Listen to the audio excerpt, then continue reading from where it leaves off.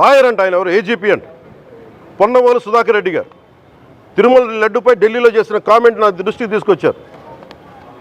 ఇలాంటి సెన్సిటివ్ సమయాల్లో ఎయిదర్ మౌనం మంచిది, మౌనం దాటి పొగరుగా మాట్లాడటం, నన్ను పచ్చి బూతులు తిట్టినా, నన్ను వక్రీకరించినా, నన్ను రోడ్డు మీదకి లాగిన నేను ఎప్పుడు మౌనంగానే ఉన్నా. కానీ వైసీపీని నాయకులు, విమర్శించే నాయకులు ప్రత్యేకంగా చెప్తున్నాం, సనాతన ధర్మాన్ని జోలికి రాకండి. తప్పు జరిగితే తప్పు జరిగిందని ఒప్పుకోండి, లేదా మాకు సంబంధం లేదని చెప్పండి. అంతేగాని మళ్ళీ అడ్డగోలుగా మాట్లాడితే ఎవ్వరం క్షమించం. ఇక్కడ మీరు కూడా హిందువులే, పొన్నవోలు సుధాకర్ రెడ్డి గారు మీరు హిందువులే, నోటికొచ్చినట్టు మాట్లాడకండి. తమాషాలుగా ఉందా మీకు? సరదాలుగా ఉన్నాయా? మొన్నటికి మొన్న ప్రకాష్ రాజ్ గారు మాట్లాడారు నా మీద. అరే నేను మాట్లాడుతుంది ఒక హిందువులు అపవిత్రం గురించి మాట్లాడుతున్నాను. ఇందులో ప్రకాష్ రాజ్ గారికి సంబంధం ఏంటి? ఇందులో నేను ఇంకొక మతాన్ని నిందించానా? ఇస్లాంని నిందించానా? క్రిస్టియానిటీని నిందించానా? అపవిత్రం జరిగింది, ఇలా జరగకూడదు, ఫుడ్ అడల్టరేషన్ జరిగిందని మాట్లాడుతుంటే దీన్ని గోల చేయకూడదంట. అంటే తప్పు జరిగినప్పుడు మాట్లాడకూడదా? ఒక అపవిత్రం జరిగితే మాట్లాడకూడదా? దేవతా విగ్రహాలను శిరచ్ఛేదం చేస్తే మాట్లాడకూడదా? ఏం పిచ్చి పట్టింది ఒక్కొక్కళ్ళకి? ఎవరి కోసం మాట్లాడుతున్నారు మీరు? ప్రకాష్ రాజ్ కూడా చెప్తా ఉన్నాను, నాకు మీరంటే గౌరవం, I have extreme respect for you. కానీ when it comes to secularism, Prakash Raj garu, it is a two-way, not one-way. I have extreme respect for you. You know that. Mere secularism is always two-way, it is not one-way. హిందువుల మీద దాడి జరిగినప్పుడల్లా వచ్చి మాట్లాడటం తప్ప,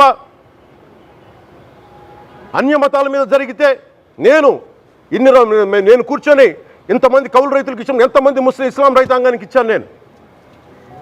ఇదే ఎన్ని మద్రాసాలకి డబ్బులు ఇచ్చాను నేను, 25 లక్షలు 30 లక్షలు ఇచ్చాను, నేను ఇచ్చినవాడిని. నేను నాకు అన్యమతం ఇస్లాం మీద గౌరవం ఉన్నవాడిని, క్రిస్టియానిటీ మీద గౌరవం ఉన్నవాడిని, చిన్నప్పటి నుంచి కూర్చొని మిషనరీ స్కూల్లో చదువుకున్నవాడిని. నా టీచర్ చెప్పిన సూక్తి, తను తగ్గించుకున్నవాడు హెచ్చింపబడినని చెప్పి బైబుల్ సూక్తిని ప్రతిసారి కోట్ చేస్తూనే ఉంటాను. ఇది నా గౌరవం, ఇది నేను చూపించే గౌరవం. మీరు మాట్లాడితే కూర్చొని నేను పాటించే ధర్మానికి అపవిత్రం జరిగినప్పుడు మాట్లాడకూడదు, మౌనంగా ఉండాలి. సెక్యులరిజంకి విఘాతం అంటే ఏంటి? సెక్యులరిజంకి విఘాతం నా ఇంటి మీద దాడి జరిగినప్పుడు నేను మాట్లాడకూడదా? నా ఇల్లు 10 మందికి ఆశ్రయం ఇస్తుంది. నా సనాతన ధర్మం అన్ని ధర్మాలకి ఆశ్రయం అయితే దానికి దాడి జరిగినప్పుడు, దాని మీద అపవిత్రం జరిగినప్పుడు దానికి కూడా మాట్లాడకూడదంటే ఏం మాట్లాడాలి మీతోటి? Prakash Raj garu, you have to learn your lessons. I respect you. It's not just Prakash Raj garu, all the people who thinks in the name of secularism you're going haywire. Let me tell you guys, we are extremely hurt. Don't make a mockery out of our sentiments. We are deeply, deeply hurt. It's not fun for you, maybe it might be fun for you. It is not fun for us.